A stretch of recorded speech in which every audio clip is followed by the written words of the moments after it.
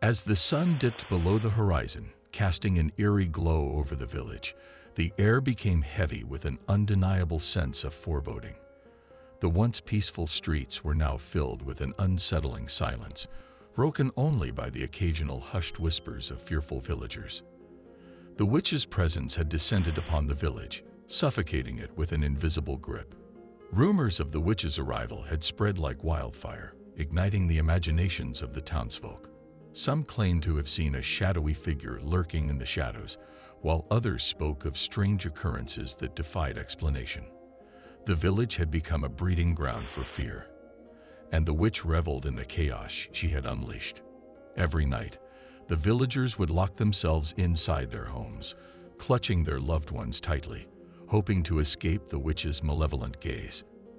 But no matter how tightly they shut their doors and windows, the witch's presence seeped through the cracks, infiltrating their dreams and haunting their waking hours. The once vibrant village square now stood deserted, its cobblestones worn and weathered. The market stalls, once bustling with activity, now stood abandoned, their wares left to rot. The villagers had become prisoners in their own homes, too terrified to venture out into the night. The witch's presence had cast a suffocating darkness over the entire village, extinguishing any flicker of hope that remained. But it wasn't just the physical manifestations of the witch's presence that tormented the villagers. It was the psychological torment that gnawed at their souls. Whispers of curses and hexes echoed through the streets as the villagers became convinced that the witch could hear their every thought. Paranoia gripped their hearts, and they turned on each other, suspecting their neighbors of being in league with the witch. The once tight-knit community had been torn apart by fear and suspicion. Friends became enemies, and families were torn asunder. The witch's presence had not only cursed the village, but had also cursed the bonds that held the villagers together. The sense of unity and trust that had once defined the village was now shattered, replaced by a toxic atmosphere of doubt and betrayal. The villagers sought solace in their places of worship, praying fervently for deliverance from the witch's curse. But even the sacred walls of the church could not shield them from the witch's presence. The pews remained empty, the once melodious hymns silenced by fear. The village had become a ghost town, its spirit crushed under the weight of the witch's malevolence. As the days turned into weeks, the witch's presence grew stronger, her hold on the village tightening like a noose around its neck. The villagers had resigned themselves to their fate, believing that there was no escape from the witch's curse. But little did they know that amidst the darkness, a glimmer of hope was about to emerge. In the depths of despair, a brave soul would rise to challenge the witch's presence. A hero, driven by a burning desire to free the village from the clutches of darkness, would embark on a perilous journey. The hero's arrival would mark a turning point in the battle against the witch, igniting a spark of resistance in the hearts of the villagers. But for now, the witch's presence loomed over the village, casting a long and chilling shadow. The once vibrant and thriving community had been reduced to a mere shell of its former self. The witch's curse had taken hold, and the villagers could only hope that salvation would come before it was too late. The haunted woods, located on the outskirts of the village, were a place of mystery and fear. The dense forest was shrouded in darkness, with gnarled trees that seemed to reach out with twisted branches. The air was heavy with an eerie silence, broken only by the occasional hoot of an owl or the rustling of leaves underfoot. It was said that the woods were haunted by the spirits of those who had fallen victim to the witch's curse. The villagers had always been wary of venturing into the haunted woods, but since the arrival of the witch, their fear had intensified. The once peaceful and serene forest had become a place of nightmares. Strange whispers could be heard among the trees, and shadows danced in the moonlight, giving the impression of unseen eyes watching from the darkness. Rumors spread like wildfire through the village, telling tales of those who had dared to enter the haunted woods and never returned. Some claimed to have seen ghostly figures lurking among the trees, while others spoke of strange symbols etched into the bark of the ancient oaks. The woods had become a place of dread, a constant reminder of the witch's malevolent presence. As the villagers lived in fear, they began to notice peculiar occurrences within the haunted woods. Unexplained phenomena became a regular part of their lives. Objects would disappear from their homes, only to reappear in the depths of the forest. Strange lights flickered in the distance, drawing the curious and the brave towards the heart of the woods, only to vanish without a trace. The haunted woods seemed to have a life of its own, as if it were an extension of the witch's power. It was said that the trees whispered secrets to one another, passing on the knowledge of the curse that had befallen the village. The very ground beneath their feet seemed to tremble with an otherworldly energy, as if the woods were alive and plotting against the villagers. The cursed objects that had been scattered throughout the village were believed to have originated from the haunted woods. It was said that the witch had imbued these items with her dark magic, using them as conduits to spread her curse. The villagers would stumble upon these objects in the most unexpected places: a doll with empty eyes, a tarnished silver locket, or a cracked mirror that reflected distorted images. The woods became a place of dread, but also of desperate curiosity.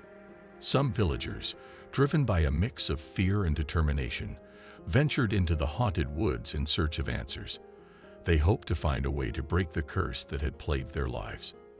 Armed with torches and trembling hearts, they braved the twisted paths, their footsteps echoing through the silence.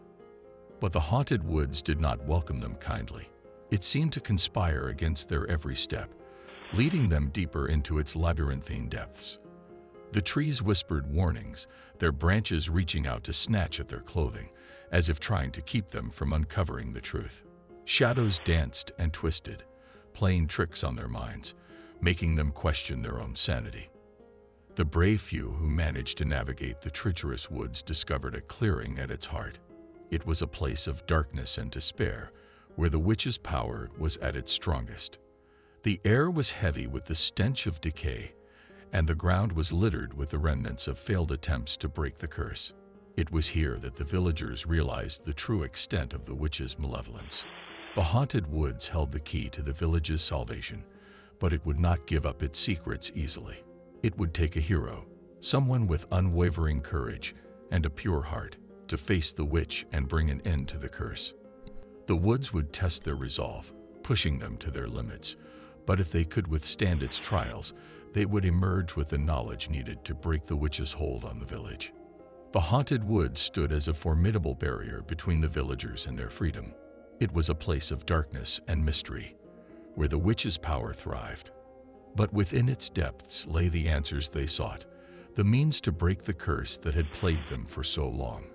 The villagers knew that they had to confront their fears and delve into the heart of the haunted woods if they were to have any hope of saving their village from the clutches of the witch's curse. As the village continued to live in fear of the witch's presence, strange occurrences began to unfold. The once peaceful and harmonious village now found itself plagued by cursed objects that seemed to possess a malevolent energy. These objects, once ordinary and mundane, now held a dark power that instilled terror in the hearts of the villagers. The cursed objects appeared in various forms, each one carrying its own unique curse.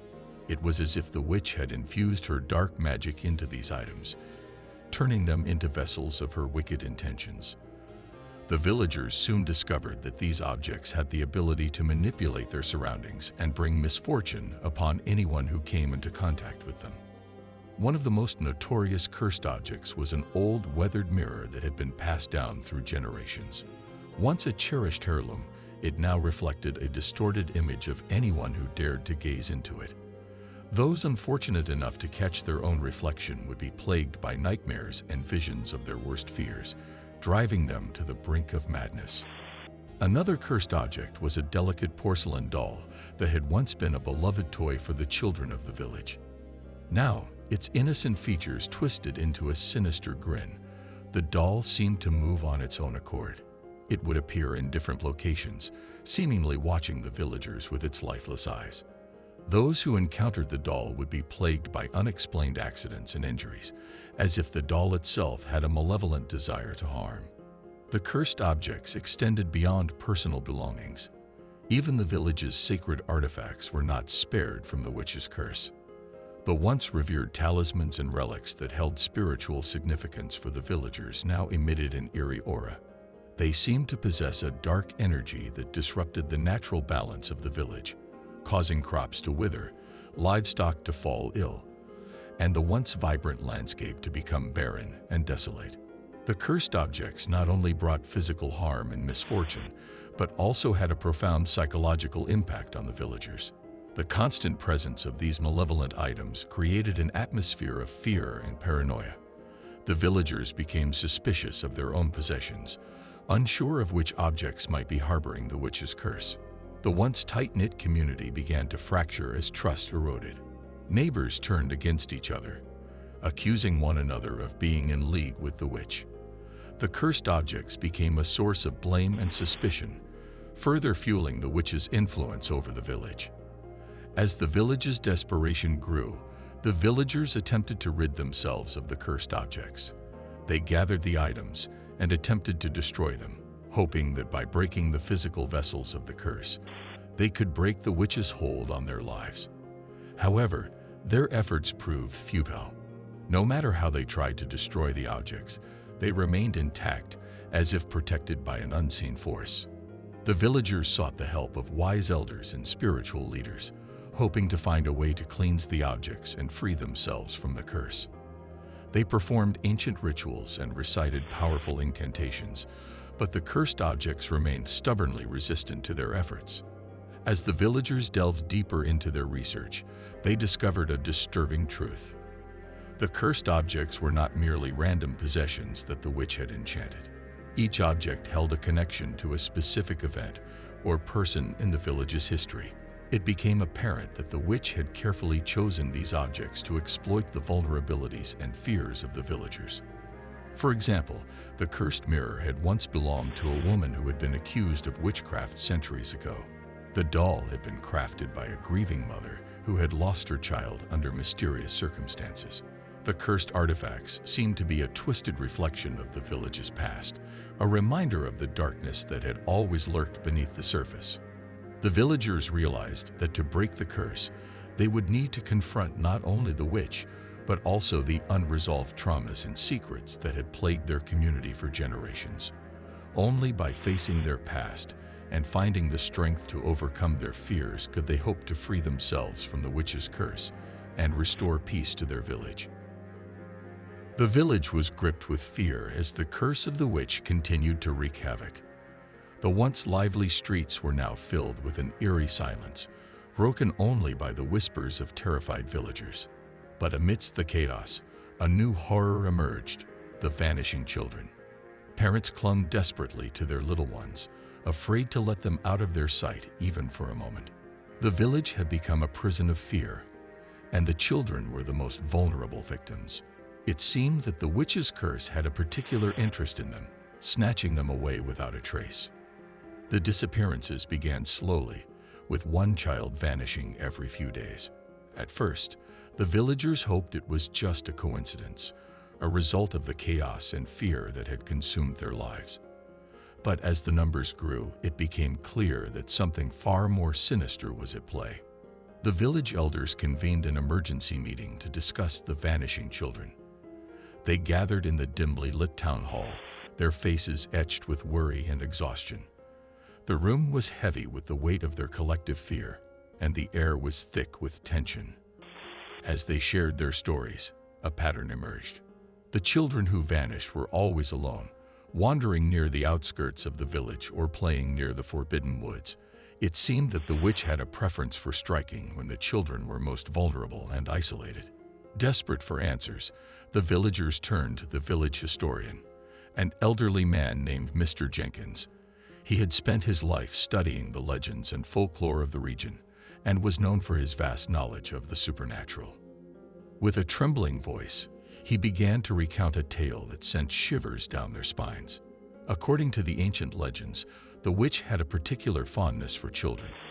It was said that she believed their innocence and purity held great power, which she sought to harness for her dark rituals. The curse she had cast upon the village was not just a punishment, but a means to an end, to gather the energy of the children and strengthen her own powers. The villagers listened in horror as Mr. Jenkins described the witch's methods. She would lure the children with promises of adventure and magic, using her dark powers to cloud their minds and make them forget their loved ones. Once under her spell, she would whisk them away to her hidden lair, where their energy would be drained to fuel her wicked deeds. Determined to save their children, the villagers formed search parties and scoured the village and its surroundings. They combed through the haunted woods, braving the eerie silence and the chilling whispers that seemed to emanate from the trees. But their efforts were in vain. The children remained elusive, as if swallowed by the darkness itself. Days turned into weeks, and the village's desperation grew. The once tight-knit community was now fractured, consumed by grief and fear. Each night, the villagers would gather in the town square, clutching candles and praying for the safe return of their little ones. But their prayers seemed to fall on deaf ears, and hope began to fade. Just when it seemed that all was lost, a young girl named Emily, who had managed to escape the clutches of the witch, stumbled back into the village. Her clothes were torn, and her face was etched with terror. She recounted her harrowing ordeal, describing the witch's lair hidden deep within the heart of the haunted woods. Emily's return ignited a spark of hope within the villagers. They rallied together, determined to rescue their children and put an end to the witch's reign of terror. Armed with torches, weapons, and a newfound courage, they ventured into the depths of the haunted woods, guided by Emily's fragmented memories. As they delved deeper into the darkness, the air grew heavy with anticipation. The villagers could feel the presence of the witch lurking nearby, her malevolent energy permeating the very air they breathed. They pressed on, their hearts pounding with a mixture of fear and determination. Finally, they'd reached the witch's lair, a dilapidated cottage hidden amidst the gnarled trees. The air was thick with an otherworldly energy, and the villagers could hear the faint cries of their children from within. With a collective roar, they stormed the cottage, ready to face whatever horrors awaited them. What happened next would forever be etched in the village's history. The final battle between the villagers and the witch was fierce and intense. Spells were cast, weapons clashed, and the air crackled with dark magic. In the end, it was the bravery and determination of the villagers that prevailed. With a final incantation, the witch was defeated, her powers stripped away. The curse that had plagued the village for so long was finally broken. The children, weak but alive, were reunited with their families, and the village erupted in a chorus of joy and relief. The vanishing children had been found, and the witch's reign of terror had come to an end. The village could finally begin the long process of healing and rebuilding. But the scars left by the witch's curse would forever serve as a reminder of the darkness that had once consumed their lives. As the village moved forward, they vowed to never forget the lessons learned from their ordeal. They would cherish their children, protect them fiercely, and ensure that the legacy of the witch's curse would never be repeated. And so, the village emerged from the darkness, stronger and more united than ever before.